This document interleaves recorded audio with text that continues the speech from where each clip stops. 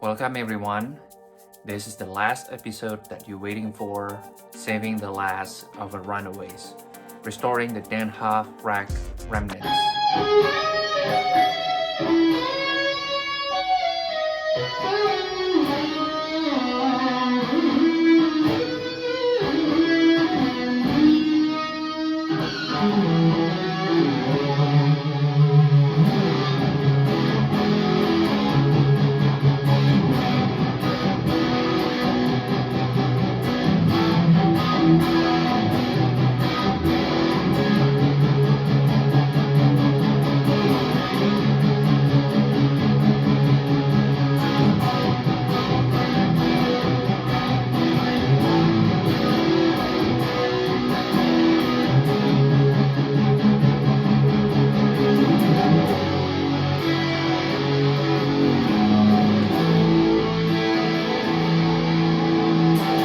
So, you see how it sounds? Sounds great, sounds awesome. But yeah, we're still missing something. Who else that worth enough? You know, I'm not a Dann Huff. Who else that we can think of that it's worth enough to bring the beast out of this rack? Bring the great things out of this rack.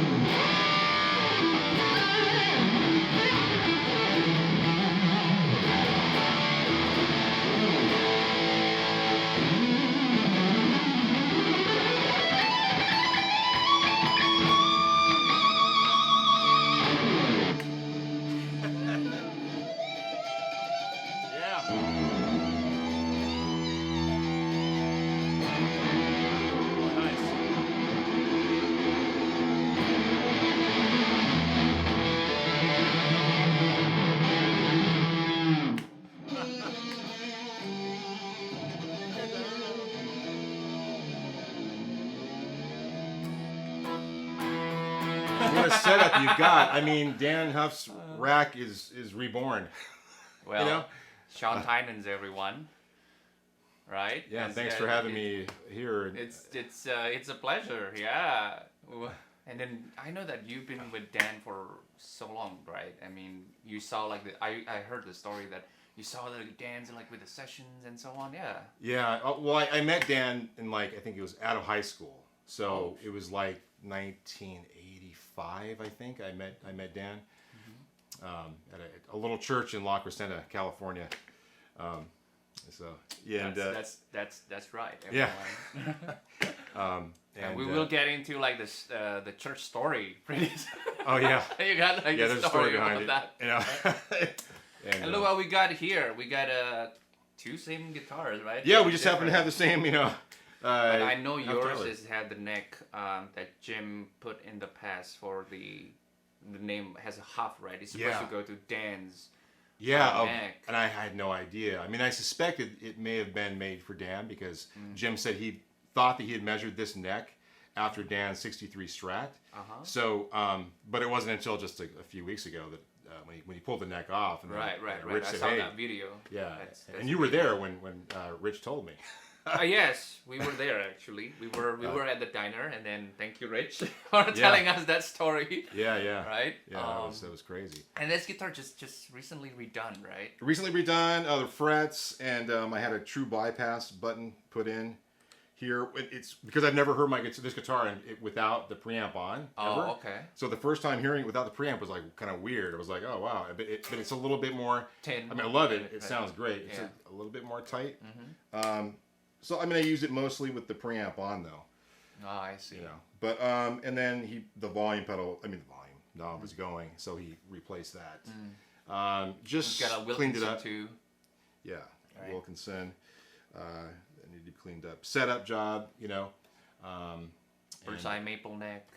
Yeah, bird's eye on this one. Yeah, See. mine's just regular maple. Yeah, that's the production is that's the kind Dan has. He has the regular standard maple. Amazing guitar. Yeah. Right? Locking tuners. I think you get different than mine. Mine's got mine's Sprezel. got Sprezel, right? Mine's got the hip shots. Your hip shot, yeah. I love hip shot tuners. Yeah. I have that on my other Tyler. I might put hip shots on this at some point, but it feels good. It's a good balance, And no, I couldn't live without this guitar. It's good stuff. It's such an expensive guitar. Yeah, I mean it's. Yeah. You get these chimes with it, man. You get like these,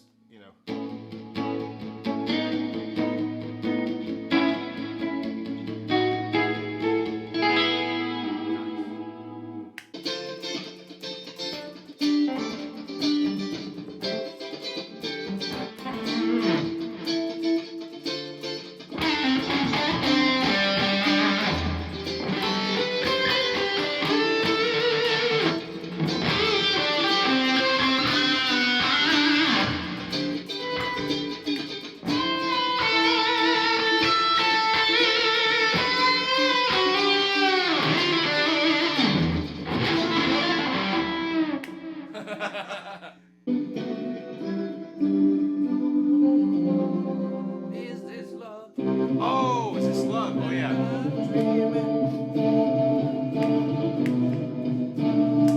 Yeah. Want to do that? Yeah. Let's do Hold that on. Let's I don't remember that one, but I'll solo over it. Just E minor. Riff over it, yeah. Yeah, E minor.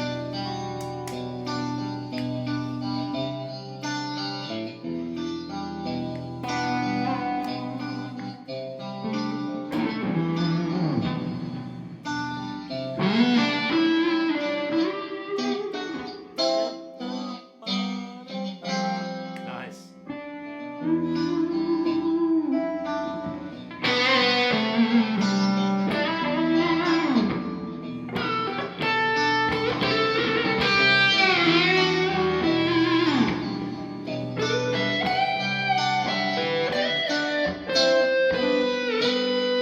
Yeah.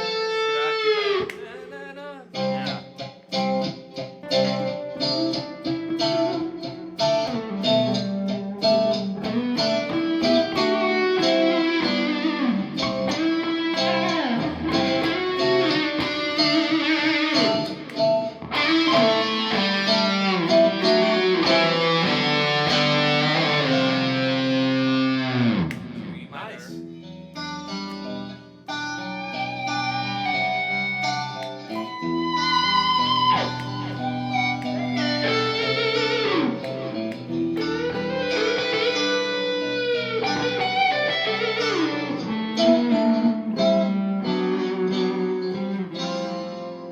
You put this thing all back together. 'Cause, I mean, I saw on those videos as you were working on it, it was, in rough shape. Yeah, it was got it from Nashville, brought it here, and then obviously we have like all the people asking about what you're gonna do about it, and I met with Brandon Hood. Oh, nice. Brandon Hood Yeah. is actually he works with Dan, right? He has Right. that Yeah. Warner venture together to make the music productions and so on, right? So Mhm. I think Brandon is the one that actually owned this one. Oh, I see. Yeah, and then he said like, yeah, we put it into storage, right? And then Tom Bukovac, Uncle Larry, if you're watching, thank you for showing this out, right? Oh yeah. Because every time. yeah, it was But, quite history, right? So Yeah. and you know about the history about this track, right? If you watch like Shania Twain and Yeah. then Faith Hill, Oh, yeah. he has two, right? He has two racks, not Yeah. one. He had two identical racks, basically. No.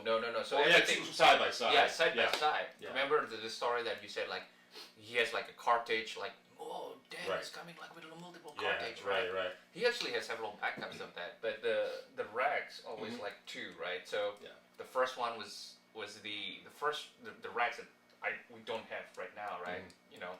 It's just mainly like all his preamps. Preamps and power amps. Yeah. And all his rock mod Yeah. and all Yeah, that. Yeah. rock mods and all that, exactly. Right. And then the second rack is has like the switchers and then everything, right? Yeah. So absolutely, I don't have the Kasha, right, the rock mod, and then I I decided to swap it with the tri-axis, right? So I think Yeah. like it goes really well, right? Oh, it so, sounds great. Yeah. Yeah, Sounds awesome. yeah. And chorus is actually from the Eventide. So the Eventide, the pitch and chorus with that pedal, and then has like poly effects on the back. So everything is all based on Dan's layout. So when I got like the stuff, right? When I got the cables and everything, Yeah. it has a label from Bob Bradshaw. Oh, wow. I gotta Nice. redrew everything. I gotta redrew the layouts, everything, play around with it, Yeah. fix the Yeah. stuff, right? And then, Journey is having like a Rex. It's just like tough these days. Like you gotta fix it yourself. Yeah, but you got the whole layout of this thing, but the wiring diagram. Sort of, because I gotta trace from the cables. So the cables has like a labels, right? So like that cable's over there. Yeah, right? right. Has like a label. Well, like here, the pre-return, post-return. That's actually I did it myself. Oh, you did that one. Yeah, the labels. I see. But everything else was. I remember these having the plastic rubber covers on them. Yeah, that's a Bradshaw style. Bradshaw used to like put it in the color rather than using it as a markings or with the namings. But Right. yeah.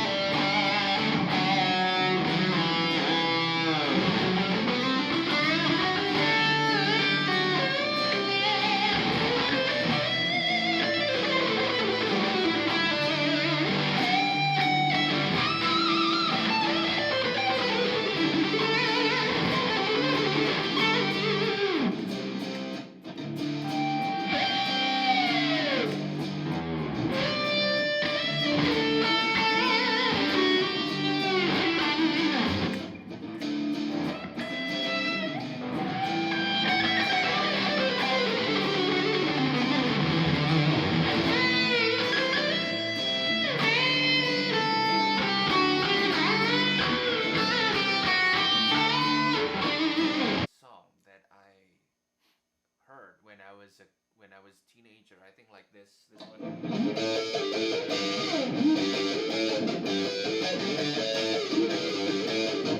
Oh yeah. Yeah.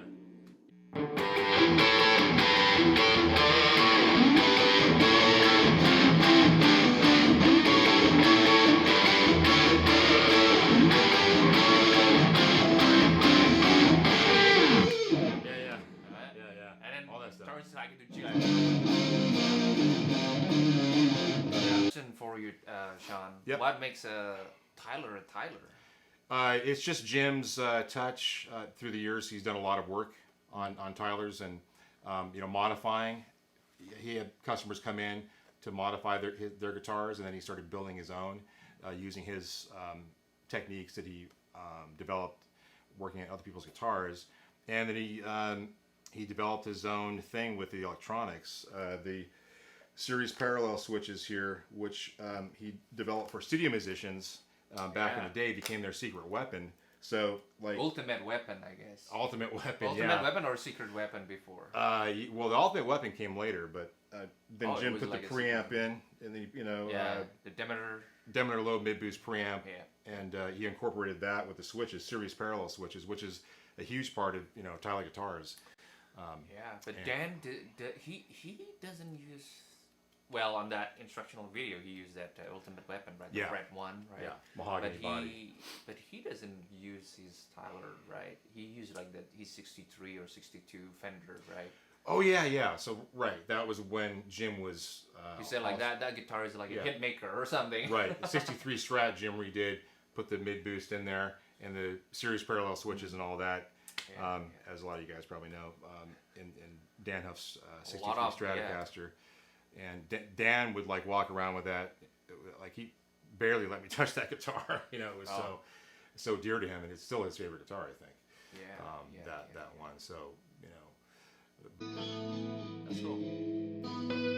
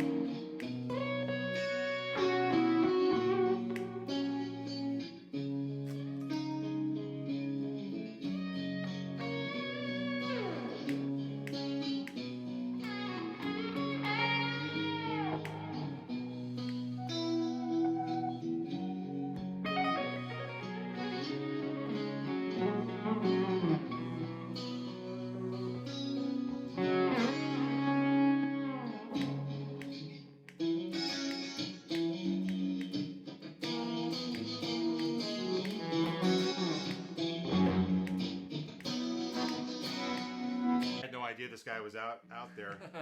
He's a genius with electronics, and he can fix anything. He's a cool guy, a cool player. Yeah. And you also have your own amp. You made. Yeah. So we got Shawn Tynan, we got James Tyler guitars, we got the racks already completed, all set up, all right. So you might be asked, since this is the last episode, what's next? What's gonna happen next with this rack? Honestly, I don't know. Maybe someday I'm gonna loan this for the museum. There's a museum down here in San Diego, Carlsbad. It's called Museum of Making Music, and in fact, they're part of NAM, National American Music Merchants, or something like that, right? You know, the NAMs, we just done NAM.